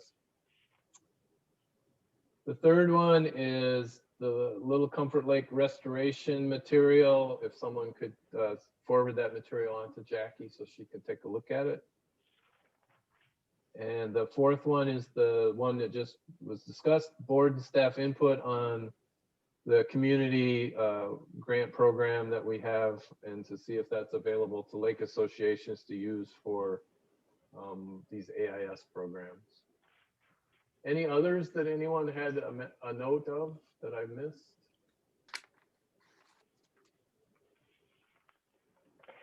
I had that we'll do a demo of that GIS timeline, maybe at the March 11th or 25th meeting, Okay. I'm thinking, whichever we have some more time at. During that 60-day period, we'll correct that Comfort Lake diagnostic study completed date. And then we were going to circle back to, I believe, what is the water quality impact of the variance that City of Scandia had on, I Sea think, Lake? Sea Lake, one of those, that's right. Sea Lake. Sea Yep, Lake. good. Any others? All right. I think we've captured all of those. All right. So unfortunately, my Robert's Rules of Order crutch is not available, but I believe we need a motion to go into closed session to discuss the administrator performance review. Yes, at just one point, John, this first one is just going to be the board members. And then to have the board discussion, and then we'll bring Mike back. He's gonna hang around in a waiting room or something. Okay. We'll text you when we're back, Mike. We're ready for you, I guess. Sounds good. I'll be ready. Okay. Emily, what do I have to do to own this meeting? Okay, I was going to say, should I make John? I will make John the host. And then, yeah, the rest of us can just leave. And then Mike, look at your phone and re-enter. And John, you'll have to hit admit Yep, when he comes okay. back. Will do. All right, thanks, everyone. Yeah, thank you. Thank Take care. you. Everyone.